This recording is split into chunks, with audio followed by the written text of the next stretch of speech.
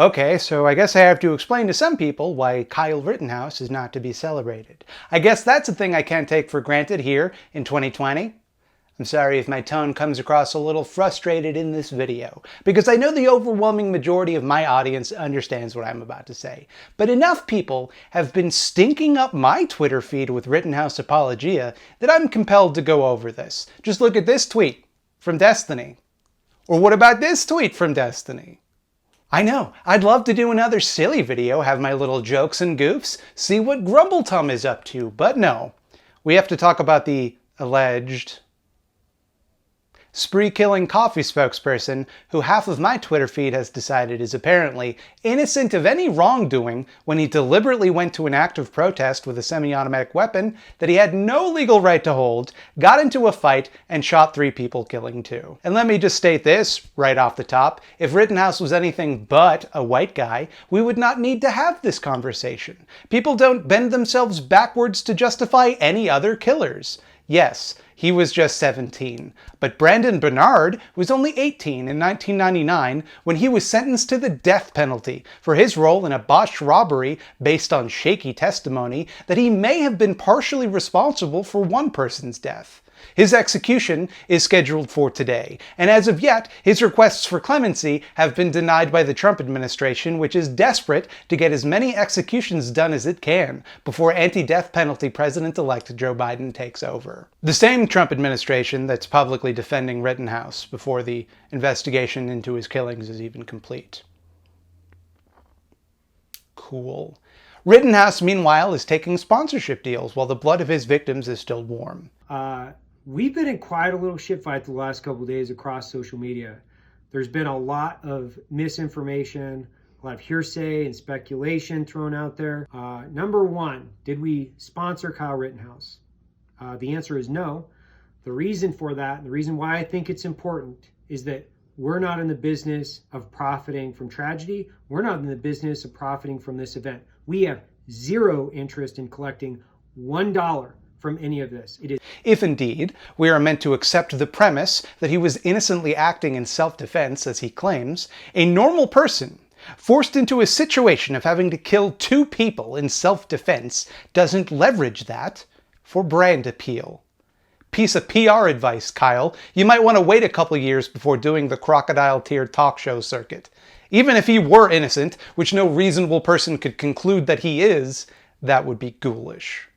So let's go through a loose timeline of events here. August 23rd, a white police officer shoots Jacob Blake, potentially paralyzing him for life. In response, the Kenosha Black Lives Matter movement protests. You might remember that this summer was kind of a flashpoint for protesting the murders of black men at the hands of the police, because people were already mad about how the American government left black communities to die in the COVID-19 pandemic, so the constant direct murders were kind of the straws that broke the camel's back vis-a-vis the state killing black people. In response, on August 25th, the leader of an anti-protest militia, the Kenosha Guard, former Kenosha alderman Kevin Mathewson, puts out a call on Facebook saying, "Any patriots willing to take up arms and defend Out City from the evil thugs?" Non-doubt, they are currently planning on the next part of the city to burn tonight. Mathewson is currently being sued by the partner of Anthony Huber, one of the men killed by Rittenhouse, Kenosha News reports. The suit uses Reconstruction-era federal law inspired by the rise of the Ku Klux Klan that bars people from conspiring for the purpose of depriving people of equal protection under the law. Most recently, the federal law was used in a lawsuit against organizers of the Unite the Right rally in Charlottesville, Virginia in 2017. The Klan and the Unite the Right rally. That's some esteemed company, Kevin. The Kenosha lawsuit alleges Mathewson and militia members conspired to deprive people of their constitutional rights with the help of Facebook through the Kenosha Guard's call for militia members to come to the city during protests. The suit includes screenshots of comments on the Kenosha militia page like, "I fully plan to kill looters and rioters tonight," and "Now it's time to switch to real bullets," and "Use hollow points. They expand on contact." Another commenter on the page states, "Armed and ready, shoot to kill tonight." Another stated, "Leave a pile of them and burn the bodies. That'll make them open their eyes." And I'll just leave it to you to work out who them is in that sentence. These social media posts from the Kenosha Guard are well publicized and get national attention when they appear on InfoWars. Mathewson has said in interviews after the shootings that he stands by his decision to put out a call for militia members. He has said he did not know Rittenhouse and that he had not interacted with him that night. Facebook claimed there was no direct links between his accounts and the Kenosha Guard page. However, common sense and likely further discovery counsels that Rittenhouse would not have known about or traveled to Kenosha but for the call to arms having been widely publicized, the lawsuit states. So here's Rittenhouse, a supporter of the Blue Lives Matter movement who participated in police cadet programs, a guy who likes the police and probably wouldn't like if people protested the actions of the police. He sees this and decides he needs to join up with these guys. These guys are on the level. So on August 25th, he meets up with Dominic Black, who either lends him an AR-15 or buys one in his name. It's all a bit dodgy. That part's still being worked out. They decide to go to CarSource, a local business that has been targeted by protesters and suffered millions of dollars in damages from arson due to its proximity to the Kenosha courthouse.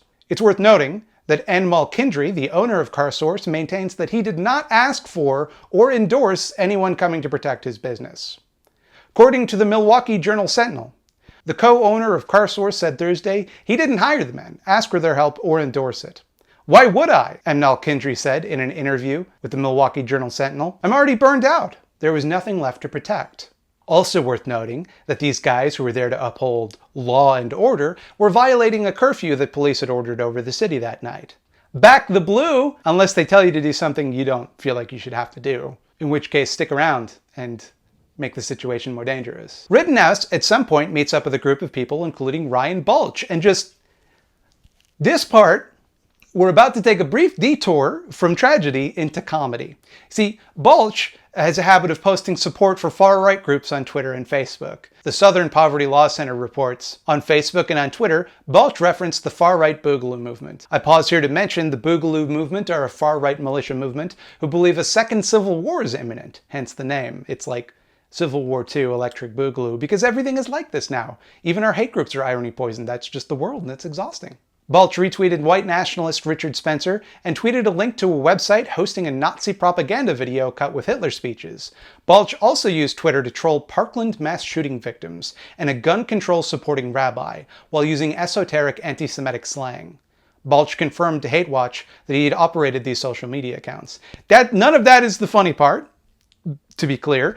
The funny part is that when Hate Watch asked Balch about this, he claimed that he was, get this, infiltrating the far right for some reason. His evidence of this? An ableist Nazi-mocking webpage on Facebook that there's no evidence he could provide he was in any way involved with. That's why he had to make fun of mass shooting victims and harass a rabbi with anti-Semitic slang for the memes. Hate Watch asked him why he used his real name in these accounts, and Balch claims it was because at the time, Twitter had a policy against using pseudonyms, which I don't think I have to tell you has never been true, and even if it were, how would Twitter know whether or not you're using your real name? This is simply incredible.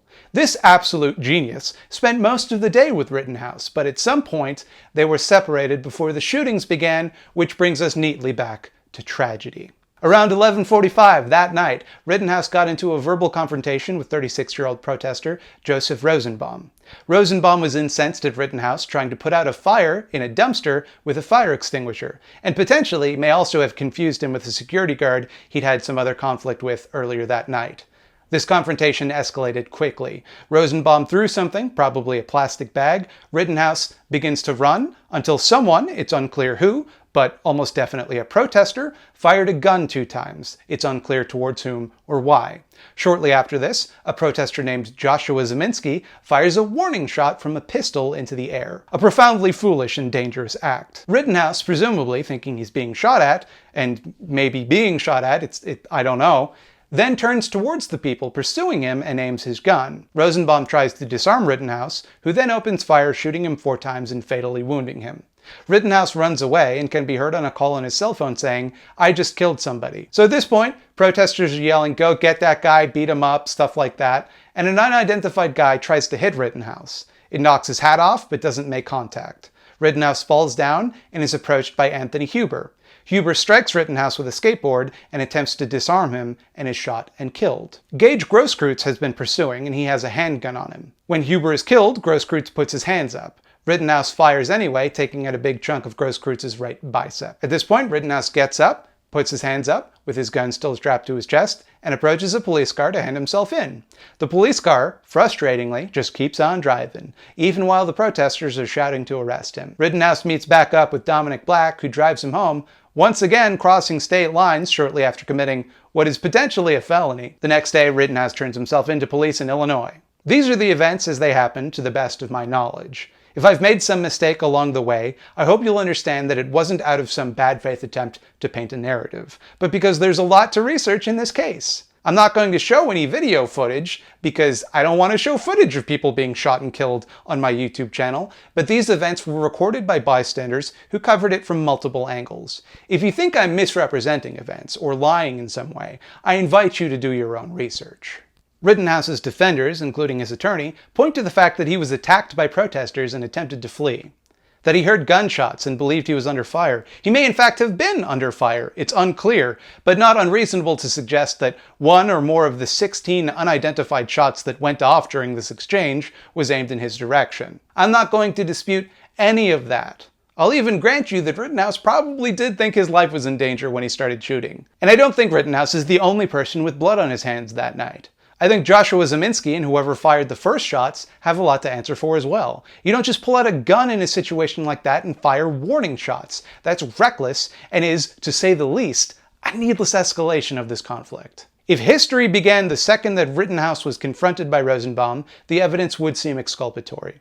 But when you place the events in context, they're a little harder to wave away as self-defense. This guy goes to join up with militias that have deep connections to far-right hate groups, crosses state lines with an illegally obtained semi-automatic weapon that he obtained specifically for this purpose, spends the majority of his day with an avowed member of the far-right Boogaloo movement who sure posts in support of Hitler a lot for dubious reasons, ostensibly to protect a business whose owner did not want or ask for their help, to support police in defiance of a curfew police had put in effect, sought out a confrontation and killed 2 people, injuring a third. Then, after one half-hearted attempt at handing himself over to the police, crossed state lines again, turning himself in the next day. And I'm not a lawyer. I would never claim that I was, or that I could be. I'd never pass the LSATs. I mean, how arrogant would you have to be to think that you could just do something like that without years of study? I don't think that Rittenhouse will be found guilty of murder in court. I don't think the charges will stick. Aside from maybe the possession of an illegal firearms charge, that one seems pretty difficult to deny. The evidence against him is highly circumstantial. I don't think it's enough to win a court case, but it's evidence nonetheless. The presumption of innocence, until proven guilty, does not apply in the court of public opinion, and I think it's a bit insulting to the intelligence of anyone who hears this story to suggest that Rittenhouse was just in the wrong place at the wrong time. He sought this out. He brought a semi-automatic weapon into a dangerous situation and then shot it, killing people. One could imagine some happenstance where all of the far-right militias he just found himself working with were just coincidentally there, that he had no ideological common ground with the people whose stated intent was to provoke a violent confrontation, kill a bunch of people, and maybe if they were very, very lucky, start a second civil war. Through no fault of his own, he just bumbled his way into a group of Nazis looking to shoot people. So eager was he to protect a business that neither asked for or approved of this protection. It's possible to imagine a situation where a peaceful kid brings an illegal semi-automatic firearm to a protest against a group he has pledged his support for, not to intimidate people or to commit violence, but simply out of an abundance of caution for his own safety. So moved was he against the violence done by protesters against a small business to protest something as trivial as violence done against black human beings, that he couldn't help but be compelled to act to defuse the situation by adding more guns to the situation. Hypothetically possible, I suppose, but is it credible? Is it likely? And if you still want to give this kid the benefit of the doubt after hearing all of this, let me ask you a question. It's a genuine question, and I'd like you to really think about it. If you heard all of the details of this story, but instead of being a militia member or Blue Lives Matter type, Rittenhouse was Antifa or he was Muslim, would you still give him the benefit of the doubt? Would you still approach this situation with the same sense of neutrality? Just think about that.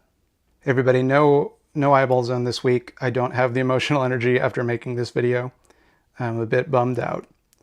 I also don't really want to do my calls to action, if I'm being honest. You know all of this stuff. I always say the same stuff. Instead of doing any of that, I'd like to point you towards the Innocence Project at innocenceproject.org. They exonerate wrongly convicted people through DNA testing, and that, you know, gets innocent people off of death row. If you're truly concerned about people who are being unfairly targeted by the justice system, I think that's a better use of your time than Kyle Rittenhouse. Stay safe out there.